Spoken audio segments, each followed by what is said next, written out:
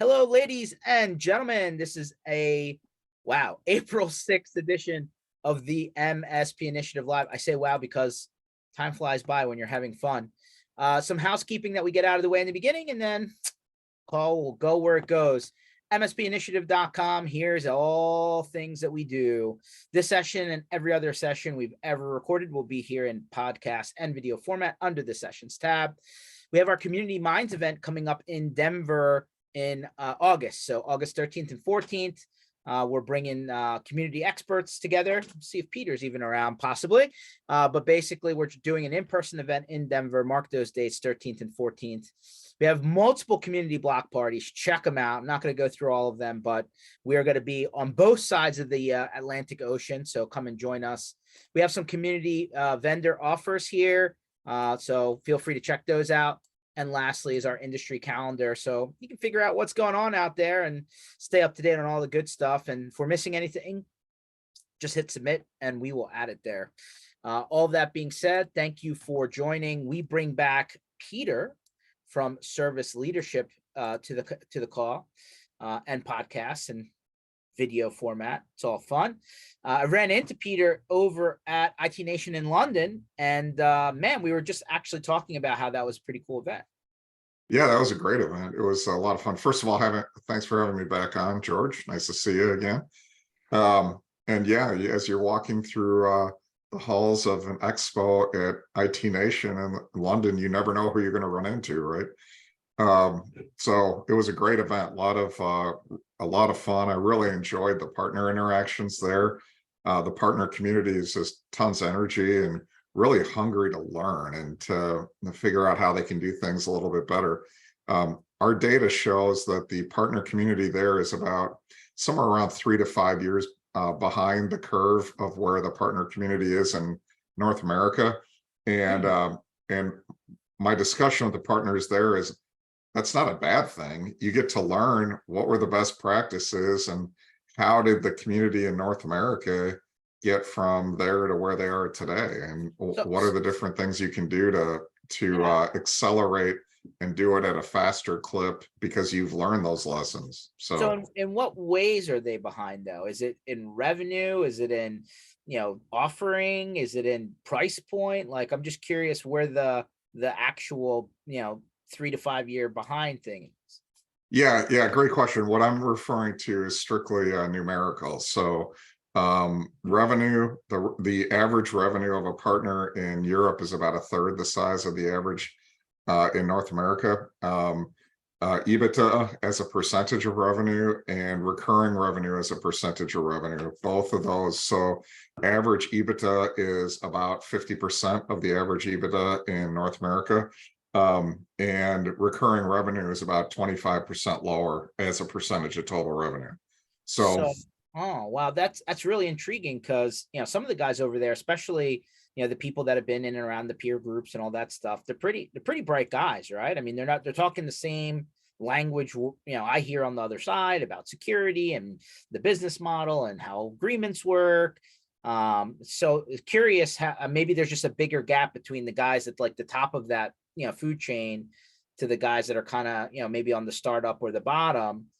To your point, I was at IT Nation London 2018. I think that was the last conference over there, right? And then the pandemic kind of threw a little wrinkle in there.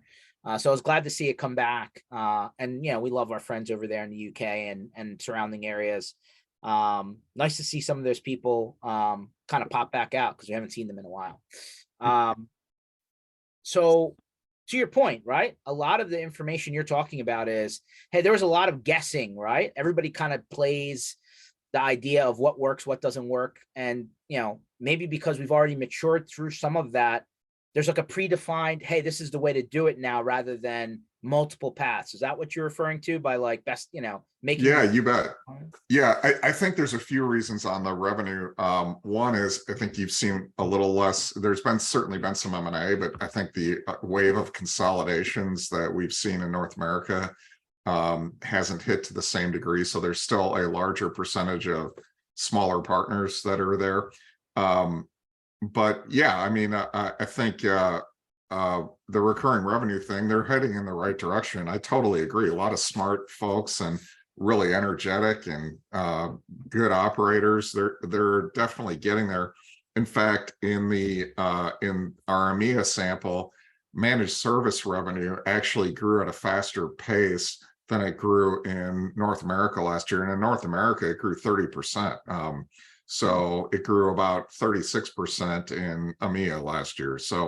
Um, so they're getting there. I mean, I don't say they're behind in any sort of negative way. I think they have a great opportunity. If they can close some of those gaps, they're going to be able to really see great value improvement in their businesses. Yeah, 100%. Let me ask you this, Peter. I know that depending on who we talk to and what day of the week it is, this number changes, but like the number of worldwide MSP seems to be like this very difficult number to figure out. If you were to like localize it to just, EMEA or Europe, what is that number from your perspective? That's a great question. I don't, excuse me, I don't have any idea, would be the short answer. Not one that I could accurately project. In North America, I was in a meeting actually yesterday, and the thesis presented in that meeting is there's something like 160,000 partners in North America, which to me is about 3x of what I think it probably really is. So it depends on what your definition of an MSP is. It depends on size, and when you start talking about 100,000 or 150,000, there's a whole lot of one person operations that have one client on one thing called managed services, right? When you really look at true MSPs, my guess would be somewhere in North America, somewhere in the neighborhood of 20 to 40,000. EMEA, I don't know, maybe half of that. But I mean, there's certainly a large number. It's just, I think the number is more so in North America. No, fair enough. Yeah, I mean, I've always heard the global estimate as maybe that 150 to 160, 150 or 160 just in North America. Wow, that's a big increase from what I thought was there for sure. And then, I had Rob Ray on not too long ago, and he was saying that in Asia Pacific, they call a lot of their IT companies SIs, right? Systems integrators, I believe that's what it stands for. And like, that's a whole nother calculation that I don't think's been kind of thrown into the mix. So I don't know. It just seems to be an ever-changing guess. Yeah, we don't work with a lot of partners in Asia proper. We work with a lot of partners in APAC, but they're mostly Australia, New Zealand. So the business model there is really similar to what it is here. So and if you were to, I'm not gonna, again, not putting you under the gun, but you think maybe the European market's maybe half the size of what we think's in America. What do you think in Australia and New Zealand? yeah, I don't know. It's a decent sized market, but again, you got to scale it to the population sizes of those markets too. So it's probably not that much different than North America in terms of on a per population basis. But the population's a lot smaller. So yeah, 100%.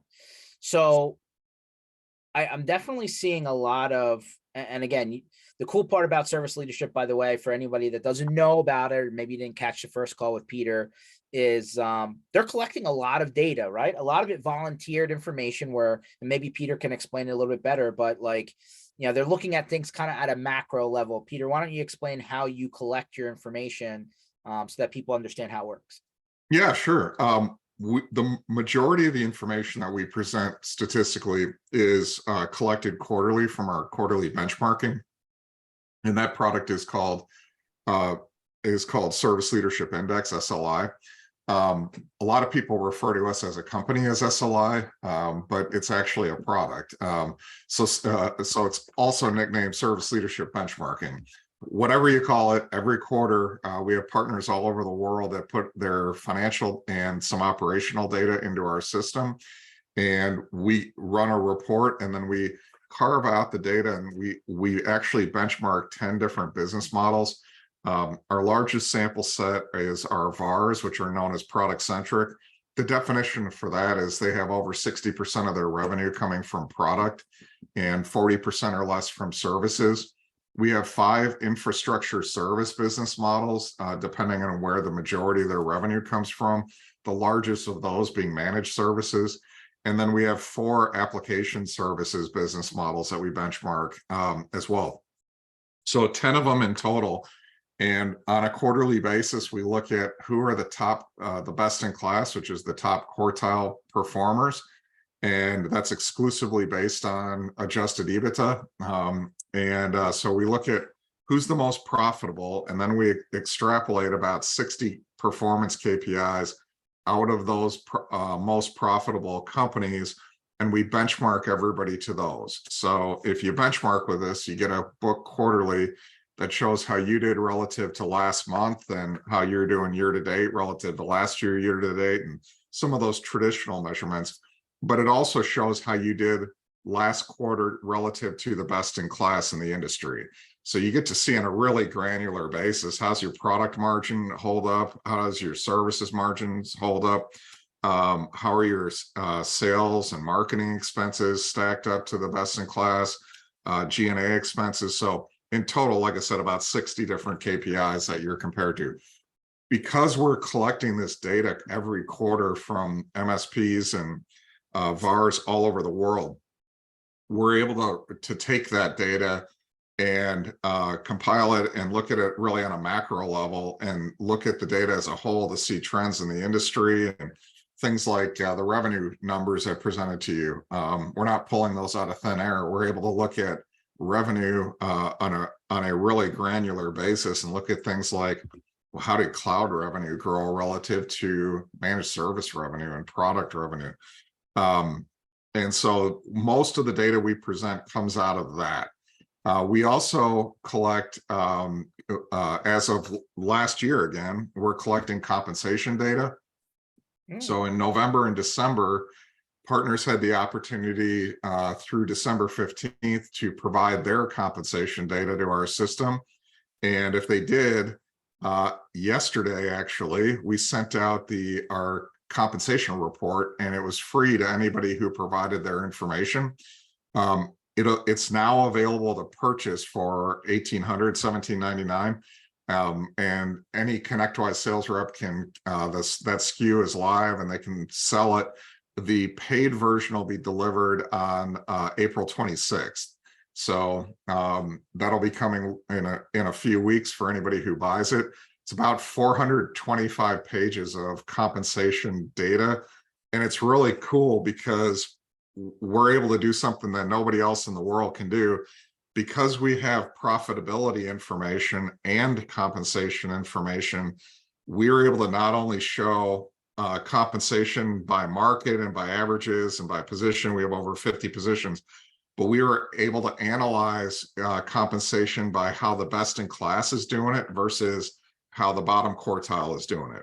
So for example, in North America, what we saw was the best in class have the highest, well, actually in our total sample, we saw the best in class have the highest percentage of their pay tied to variable. So they're tying incentive pay, and not just managers, but staff positions as well, about 2 to 3x of what the bottom quartile is doing. And so they're paying a lot more in incentive pay to their people. And I was in a presentation a couple of weeks ago and presented that, and one of the attendees, I'll give you the cleaned up version, but one of the attendees said, well, Peter, yeah, no duh. That's because they're making way more money, so they can pay their people way more money. Well, the interesting thing was our data shows the opposite, that the best in class are actually paying their people the least. The bottom quartile, the least profitable or non-profitable, are paying their people the most. And we also collected information on raises in 2022, actual raises, and projected for 2023. And the bottom quartile actually paid the biggest increases in 2022 and are planning on the biggest increases in 2023. So think about it this way. If you're 100% of our bottom quartile is unprofitable, So you're an unprofitable company. You're paying your people the most. You're tying the least of it to incentive compensation. You gave the biggest raises last year, and you're planning on giving the biggest raises this year. It's not a surprise that those are companies that are struggling, right? Obviously that's an unsustainable model. You got to fix that if you're one of those companies. But the data was really, really interesting. No, I mean, this is really intriguing, actually. Do you think the reason that the bottom quartile is in that situation is because they just don't understand the numbers, or are they just, or is this a little bit of just, them thinking this is how the market works rather than actually how it works? You see what I'm saying? Like, everybody I tries to do, follow. yeah. Yeah, the answer to that is another source of data for us is Sleek data. So Sleek is SLIQ. Benchmarking tells you how you're doing. Sleek is where we do training. It's an online self-paced consulting tool that it looks at your current business practices, and it looks at it on an operational maturity level scale of 1 to 5. And there's 40 different operational traits, roughly, depending on your business model. And then it ranks your current rating, and then it provides you guidance on getting to the next level, and white papers and videos, instruction, etc. So what that allows us to also do is look at what's the correlation between profitability and operational maturity level. And we can even look at that down to the individual trait level and analyze it. So for example, when we did a bunch of analysis that'll be in our annual profitability report coming in June and July, and we ran the analysis on charging for assessments. And what we found is the companies that are charging for assessments, for pre-sales assessments for their clients, are a little over 2 times as profitable on average as the companies that are not. So if you go in and look at overall OML and you correlate it, the other thing you'll see with those bottom quartile companies is they're much lower OML. So if you add all that up, they're probably not running their businesses in the best possible way. And they probably, a lot of them, and I talk to in between peer group meetings, I'm in front of probably 300, 400 partners every quarter. My takeaway would be a lot of these folks run their businesses on gut instinct more than they do on data and best practices, or maybe they're doing things because they've seen competitors do those things, and so this is how you should be doing it. Well, that competitor might be losing money, right? You don't know. And so they're typically not getting information from the most objective sources, and they're making just decisions that they're not bad technologists, or they're not, the high OML guys aren't better at supporting Microsoft than the low OML guys, or they're not better at doing VMware projects, or the technological capabilities tend to be pretty closely aligned. It's more the business practices that tend to differentiate them. So it's really intriguing because I'm sure you've heard this way more than I have, but the smaller guys always say that it's hard to compete with the larger companies because they're paying more, there's more incentives, there's more fringe benefits. Of course, when those big, large companies that are cutting at 10, 15, 20%, then all of a sudden the story changes a bit, which is kind of what's been happening. But very intriguing that, I think the managed services market to a lot of people isn't as mature as it actually is, right? And I think the data that you're collecting paints a completely different picture than what we think is happening. And I think that's part of the challenge, right? You don't know, to your point, you don't know who's profitable or not. I think that's important.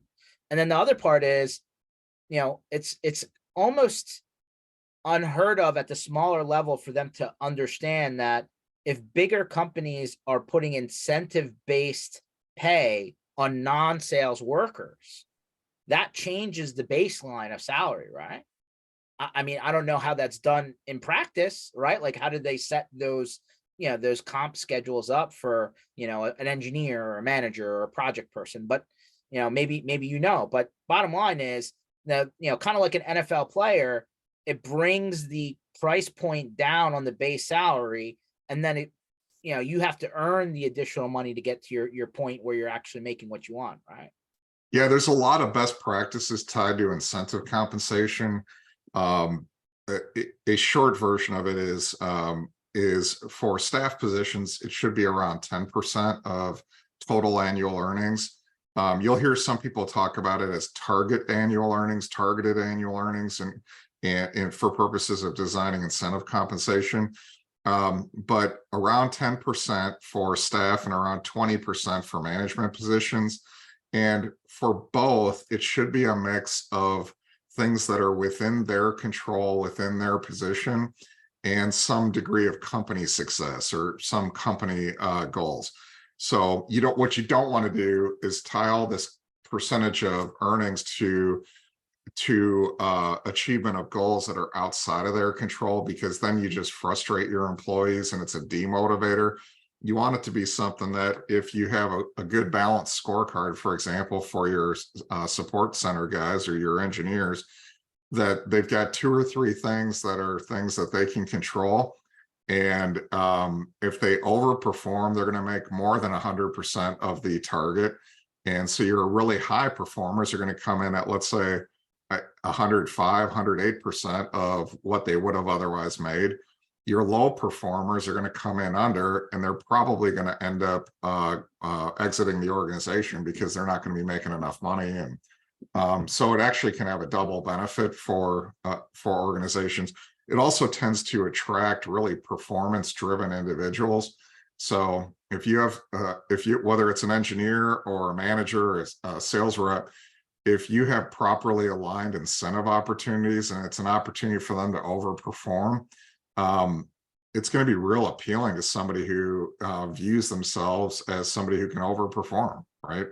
What kind of systems do you have to put in place to do the scorecarding, though? Like, do you wait until an annual review or some sort of quarterly kind of manager style review, or is there like some sort of automation to track some of that? Yeah, you don't want to, I would not do an annual review format. What we recommend, and we've got some guidance, if anybody who's watching is on Sleek, there's some really good guidance in Sleek on both staff and manager compensation.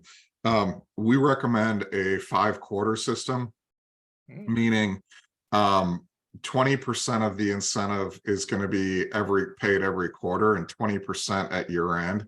So you've got an incentive to deliver a strong year in addition to each quarter delivering. And it should be based on things that are objective. If you have to get into really subjective scoring, but I see a lot of different factors. So it really depends on the position, if it's staff or management. If it's management, you want it to be tied to the performance of the team and how well the team that they manage delivers.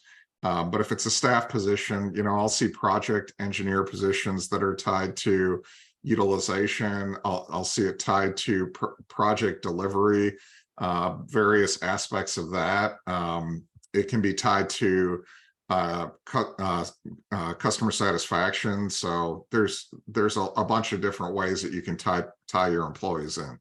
But it's best to do some sort of balanced scorecard, because if you strictly tie them to a single KPI, if they're smart, they'll pretty quickly figure out how to leverage that one KPI, right?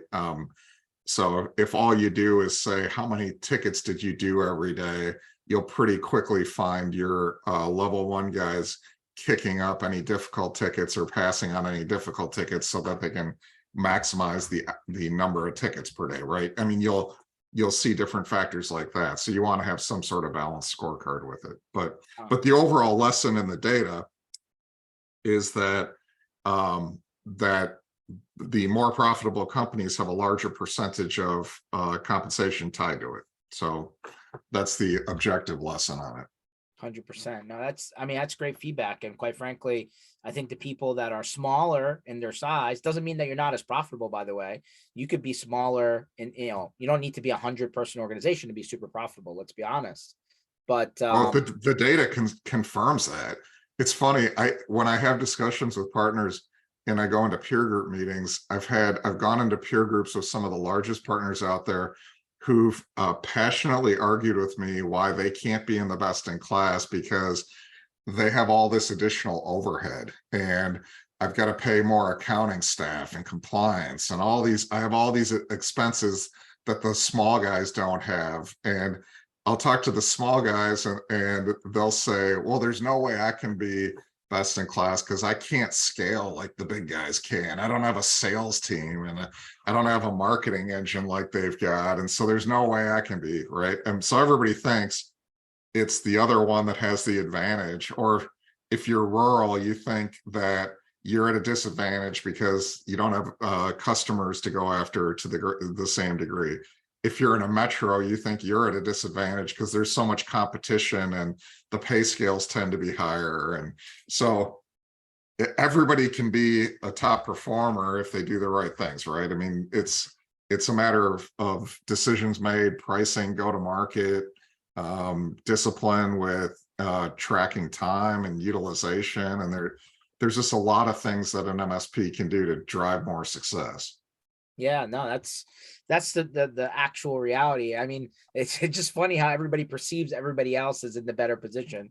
I digress. Are you seeing from your data, I don't know if this is bubbled up yet, that there are more startup MSPs entering the market since like all these people are getting cut down? Like, what are you seeing around that? Yeah, the last few years we've seen that. We had a slide in our annual report last year that showed that for about 4 or 5, 6 years after the Great Recession, there was a pretty marked decline in startups of MSPs. For at least the last 5 or 6 years, we've seen the trend reversing. In our industry's one, we think that's going to be the case indefinitely. It's kind of the analogy we would use, or some other professional industries like law or accounting or other, where you're seeing a lot of consolidation.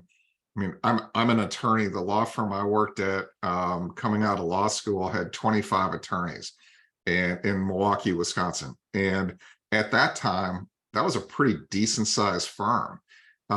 And today that firm won't even be top 25.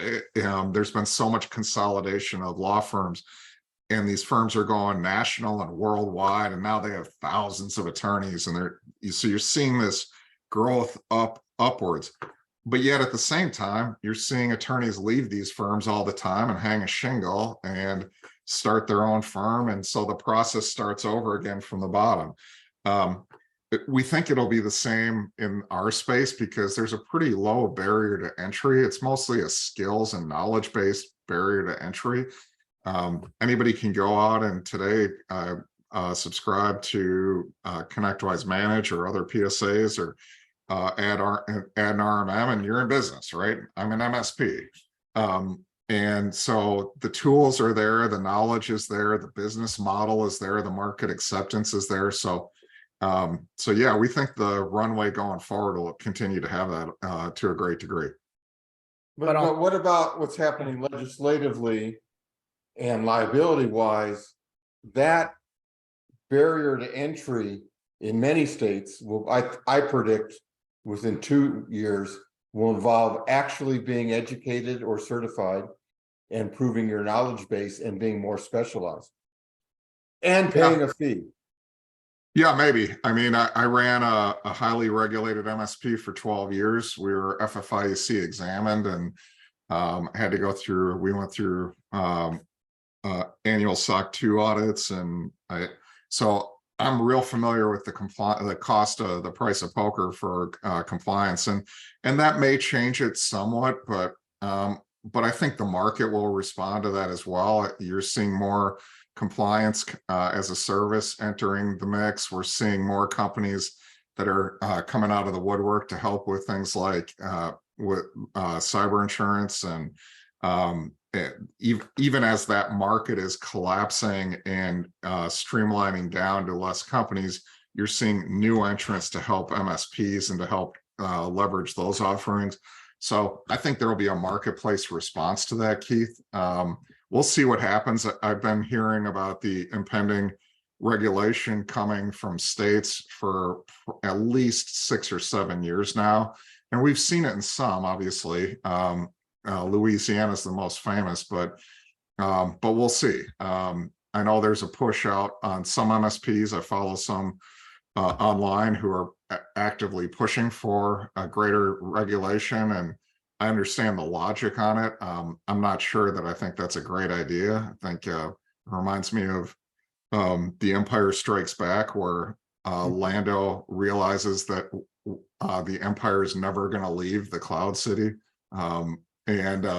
You know, when you invite additional regulation in and invite the government into your business model, there may be some positive benefits to it, but there's likely a series of negative impacts of it as well. So we'll see. We'll see how that shakes out over the next couple of years.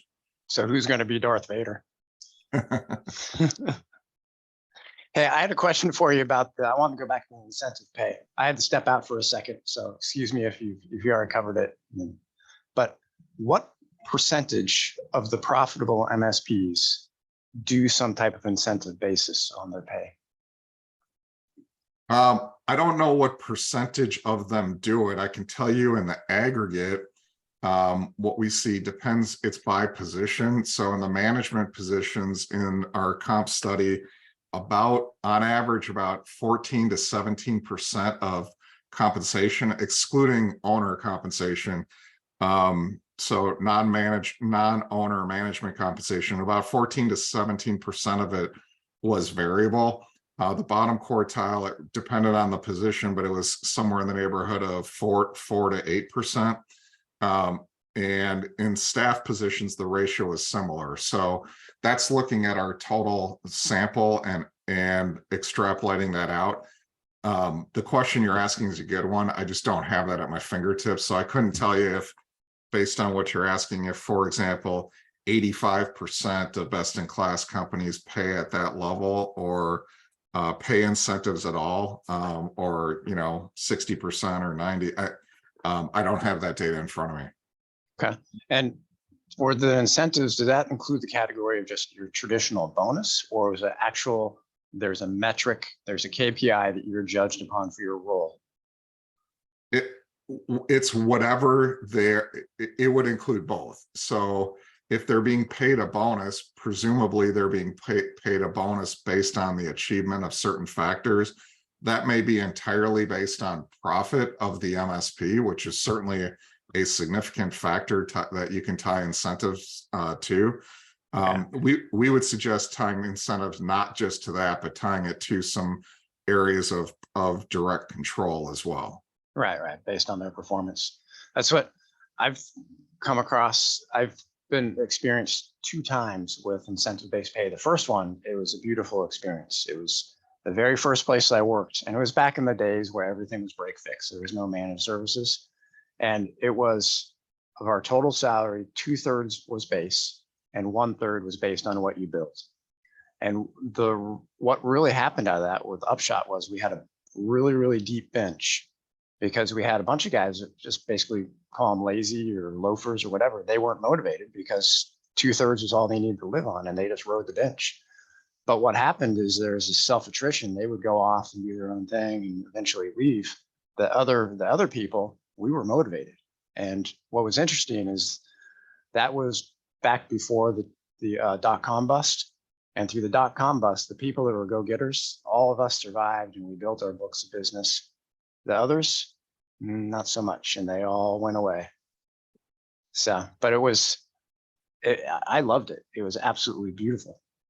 So, and then the second time we came across it was not a good experience. We experimented with it in our current MSP, and we weren't ready for prime time when we did it. And we rushed it out, and we gave too big of a percentage of their income based on it. And it wasn't well defined, and it caused a bunch of drama and upset, and we eventually abandoned it. But I can tell you this, when we did that, the KPIs that we were paying people on, it was amazing how responsive those KPI numbers were. Like ticket time, average time to touch, closed tickets, they responded beautifully to that. Yeah. 2/3, 1/3 would be a large percentage these days. That's interesting that you were on that back then. Yeah, I mean, improperly done compensation plans can be the source of great frustration to employees, and particularly in our industry that you know, I mean, our techs, a lot of our managers come out of the technical space. They don't tend to be the most trusting and go along with it individuals, right? I mean, just by definition, most are pretty skeptical and question a lot of stuff. And so anytime you're rolling out incentive plans, there's going to be a lot of skepticism that they're met with. So you want to make sure that you do what you can to design them as best as possible and adjust as needed annually. But they certainly can be done right. And for the right people, they're going to be a really good motivator. Yeah, if I had to do over again, I would have made the plan because we came in, I think, at a 10% of their salary. If I had to do over again, I would have done it at 1% bonus, 99% base. And then after we got the system baked in, start adjusting it to be, okay, now it's 2% or 3% or whatever it is. But yeah, that's actually a really a good approach. What happens a lot of times is, let's say just for sake of easy numbers, your total annual earning, your target number is 50,000 for the year. And you've got somebody who's making 50,000 and you decide, you know what, I think it is a good idea to do incentives. I'm going to roll out incentives to this guy so that it's going to be, I want to get 10% of compensation tied to it. Well, if you go to that guy and say, hey, Peter, I've got a great deal for you. You're not going to be making 50,000 base anymore. You're going to be making 45, but that other 5,000, you got a chance to make it back. And if you really overperform, you could turn that into 7 or 8,000 over the course of the year.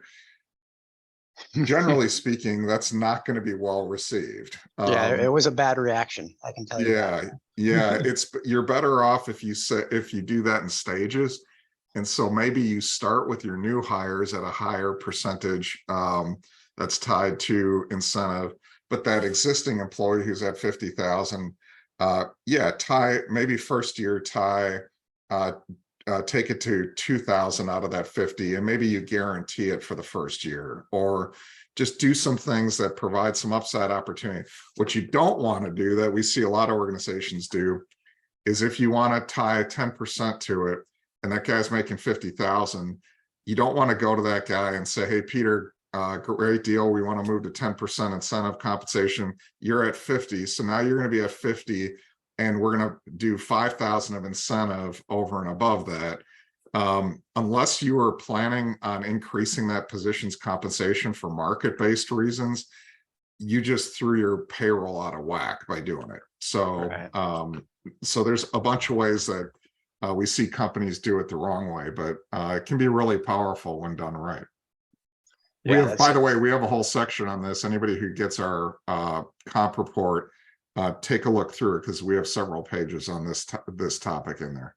I was just thinking about unless you were planning on increasing that pay, and you said for market, Peter, I never see the rate go down when the market adjusts, right? It only ever goes up. So you know what I mean? Like, then it's like, well, maybe we don't increase it this year and we skip a year. I don't know, but like, it never comes back down when the market fixes itself. Now, there's two laws of gravity, I think, in our space. One is you'll never have a service manager ask you for less people. And the second is you'll never see base salary move down. We always increase faster than increases of the market as a whole. Yeah, prices are sticky. That's the Phillips curve in economics lingo. Well, there's another wrinkle there, guys. A lot of people, once hybrid work became, or work from home or remote, I don't care, put whatever label you want to it, they moved to cheaper markets, right? Like all of a sudden you went from a city area and you moved either to a suburb or you moved to another area where like the cost of living is dramatically different, but your pay didn't change.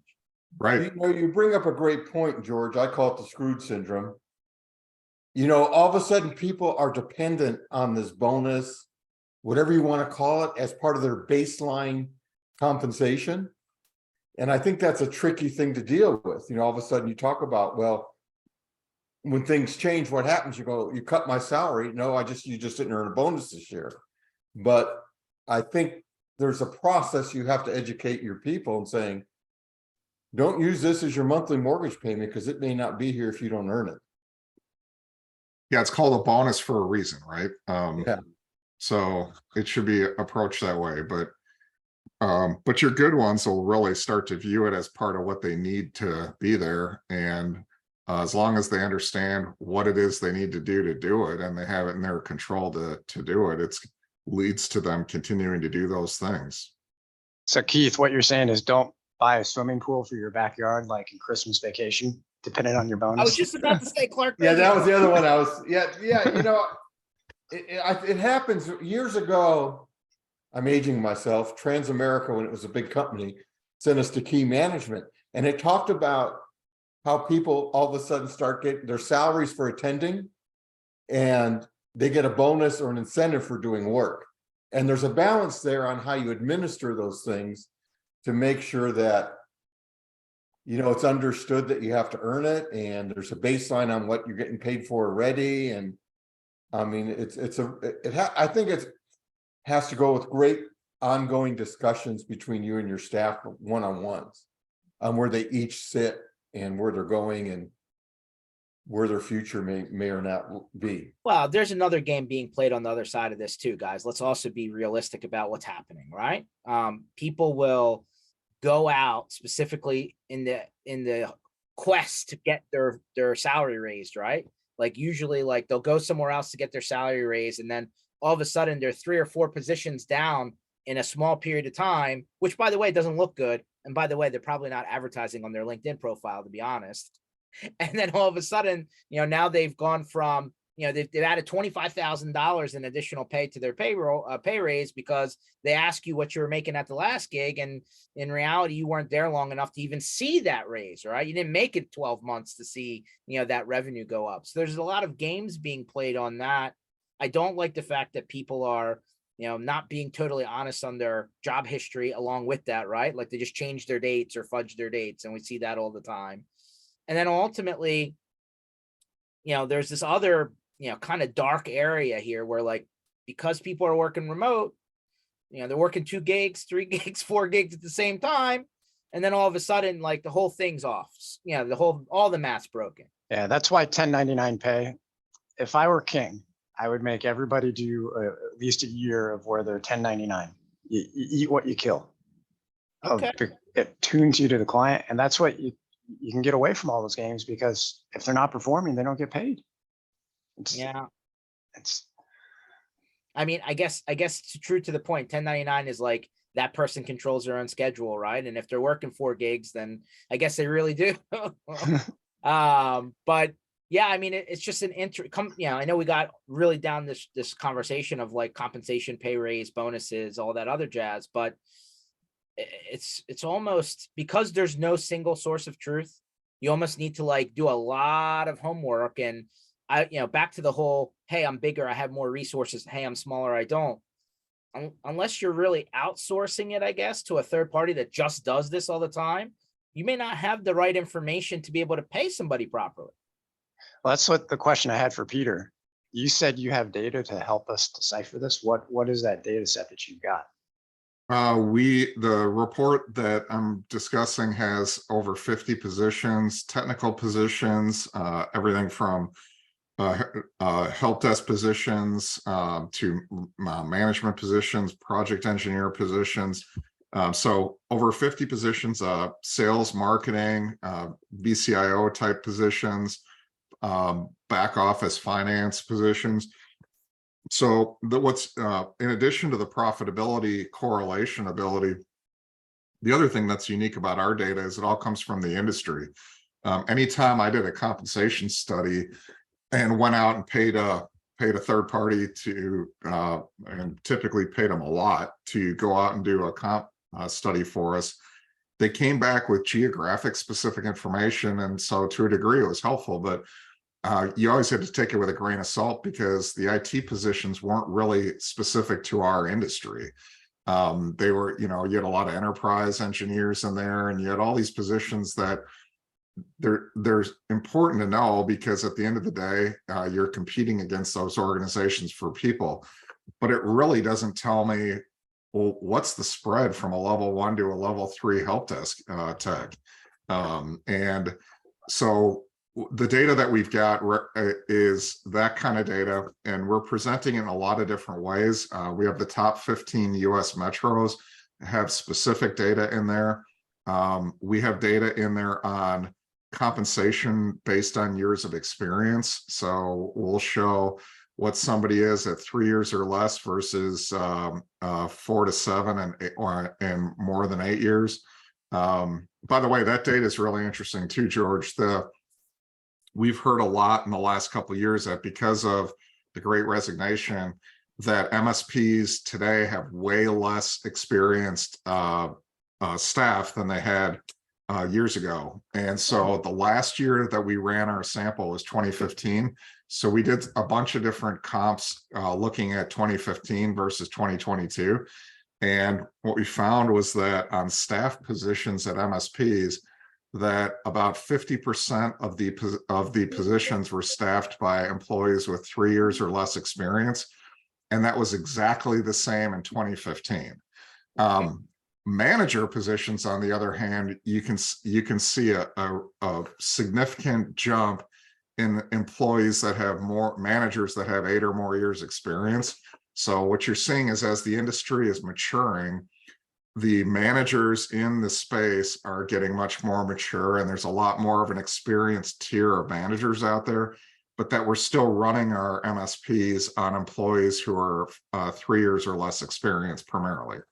So, number one, the fact that 2015 and 2022 resulted in the same percentage of non-managers, I guess that says a lot. But 3 years or less, there's got to be a good amount of either automation in place so that I don't need as skilled workers, or I got to have a really good training program in place, or else this thing falls apart. Yeah, you've got, it's a bunch of things that you're doing in your business that are different. You have a narrower range of technology that you're supporting, and you're much more disciplined and supporting it. You have a narrower number of options on your managed service offerings.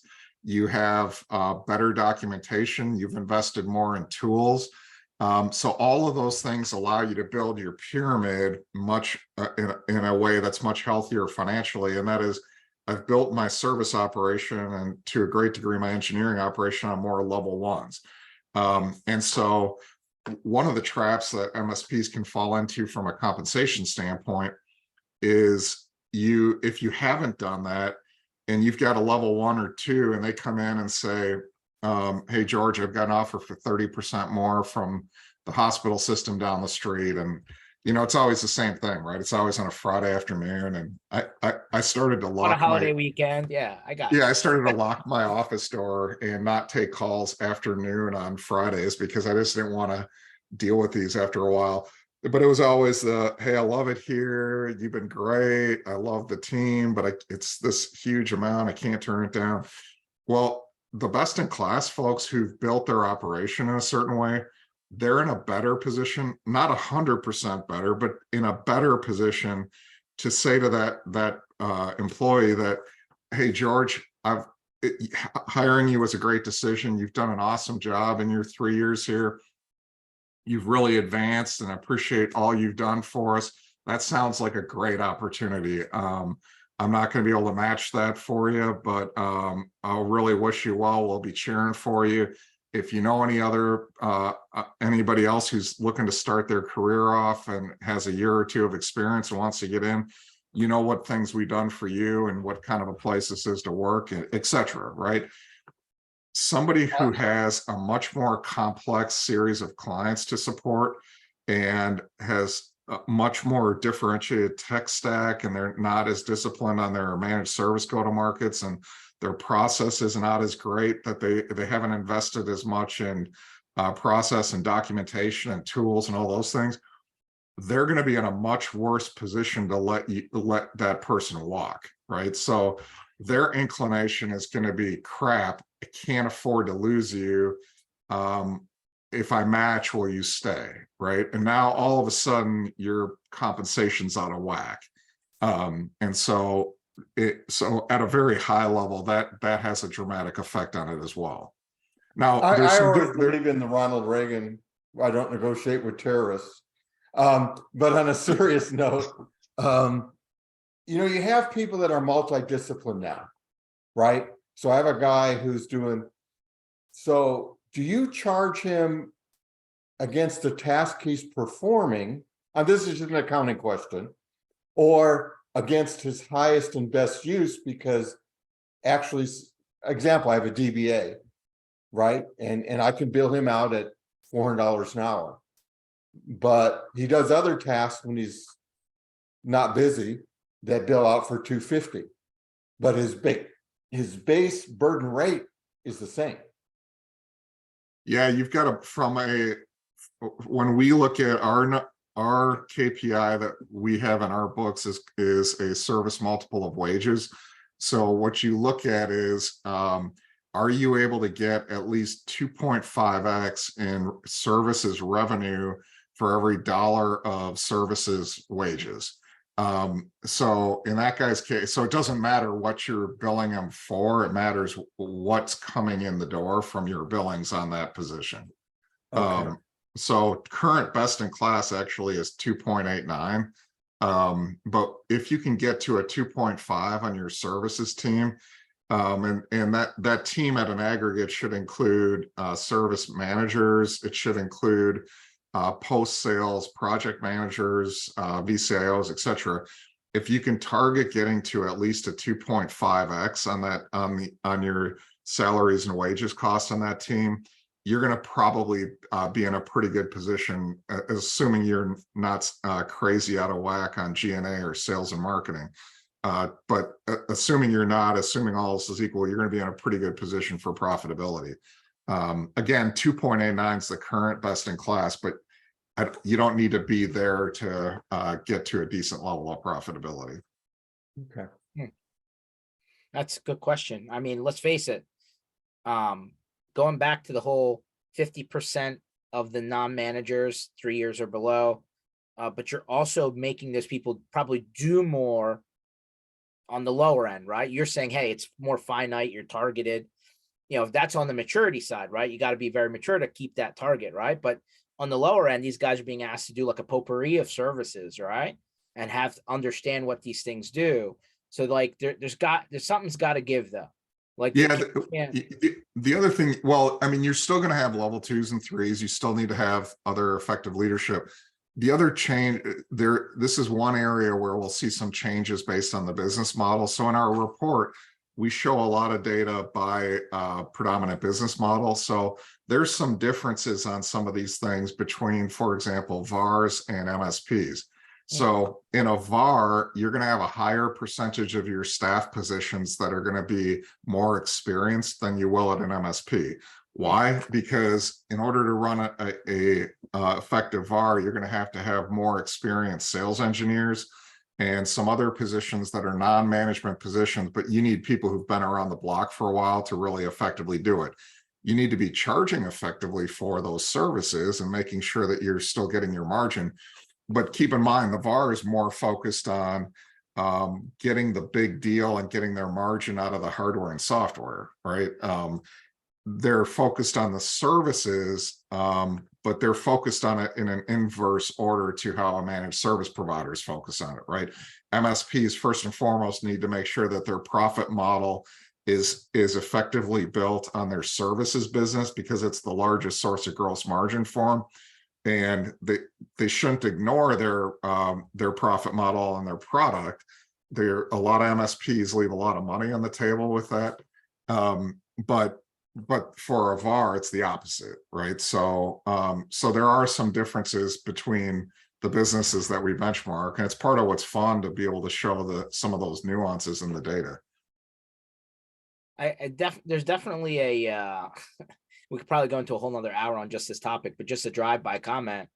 There's definitely a growing sentiment that maybe product revenue, all this subscription-based revenue and reoccurring based revenue, like Office 365. It's not a high margin thing. Let's be honest. Right. Like some people are separating that transaction out into a completely separate entity so that their services-based revenue is like all of the revenue that's tied to the actual company. Yeah, we separate that revenue out for our benchmarking. So they're you input that in a different category. So you're gonna see the margins on that revenue as a standalone. So you'll know what your gross margins are on your cloud product. But we've actually seen the opposite over the past few years. What we've been hearing from MSPs, and we've seen it, is that recurring non-managed service recurring revenue, which is product, it's just right, it's like you said, 365 or Azure, that as a percentage of revenue, that's been going way up at a really fast clip. And we've been hearing from a lot of MSPs, hey, this is awesome, it's product, we don't have to do anything, we get these margins. Well, two things with that. We did a deep dive on this in our annual report last summer and looked at the numbers on it. And number one is what we're seeing is those MSPs are essentially trying to turn themselves into VARs at a time when all the VARs are trying to turn themselves into MSPs, right? There's a reason why all the VARs are trying to get to service revenue that they can control, like the MSPs have. Margins are way better. It's more predictable. And then the second factor is he who giveth, he who taketh away, right? If you think the margins are low today, what's going to happen over the next few years? Has anybody ever seen some of these vendors coming back and saying unilaterally that we've seen great growth, we're going to increase margins on these products, right? So our suggestion on all of those products to any MSP is make sure that you have an independent services wrap around that product, and that's something you can design what's included with it. You design the margins on it, etc. I mean, we see about half of MSPs today that have some sort of administrative fee or something that they've labeled for 365, for example. So building that in is a way to really hedge on that. I was going to say, yeah, if all of a sudden the reoccurring non-managed services revenue, product revenue skyrocketing, the valuation of the company is going to change. Has to change. Oh, it's for sure it does. We came out with our multiples a couple months ago for 2022, and yeah, I mean that valuation multiple is going to be about 10% of what the managed service revenue is going to be worth. So there's a significant discount on it. It's an important number. Peter, we definitely got to book you in, and like there's so many more topics, but man, we learned a lot today about compensation and how to, change things and set things up properly. And like, I just love every time you come on, it's like, yep, every time everybody thinks everybody else is in a better spot. And it's always like this. I think that's just so funny. We can't all be George living on the high life. I'm not saying I have it perfect either. I'm always learning too, but like, it's better to understand what's actually happening rather than guessing. Exactly true. That's super important. Peter, where can everybody find information on service leadership and like the packages that you guys have? And even if the next time you go out to do benchmarking, how do they, opt in to submit information? Where do they go? They can go, they can get some information from service-leadership.com, which is our website. Also, reach out to your ConnectWise rep. ConnectWise has done a really good job of cutting the prices of our offerings to make them more accessible to the larger partner community, and then also baking them into some bundles. So you can get a standalone service leadership bundle that has Sleek and benchmarking and comp report and our annual report. That's $4.99 a month for the whole thing. And you can also get our products. You can buy them in other ways through some of the other ConnectWise product bundles. So it's available to any partner of any size. It shouldn't, affordability should not be an impediment. It's so reach out to ConnectWise reps, and they can help you, and they can pull us on to calls with you and all of those kind of things. So really, really fun watching all of the growth in the partner community. I love it. Information is king. Knowledge is power. Peter, can't wait to run into you. I assume you'll be at what, IT Nation Secure? I know you're always. I'll be there. And you'll be Yeah. at Connect in November. So if you ever want to run into Peter in person, guy's just as smart in person as he is on the Zoom, I promise. The key, George, to any presentation is to get everybody to set their expectations low enough, and then you can make sure that you exceed them. Wow, that's for sure. But you hit it out of the park every time. Thank you for joining us. This session was recorded. You can go back and rewind and listen to some of the percentages that Peter gave you. And then you're like, hey, I need to actually see more. The reports are there, right? So you have somewhere to actually leverage information, but rewind. This was pretty good as a compensation guide. A lot of good topics that came up in this call. Thank you for joining. You'll see this on mspinitiative.com under sessions, and hopefully we'll see Peter back here soon. Thank you, Peter. Thanks, George. Take care. Anytime. See ya.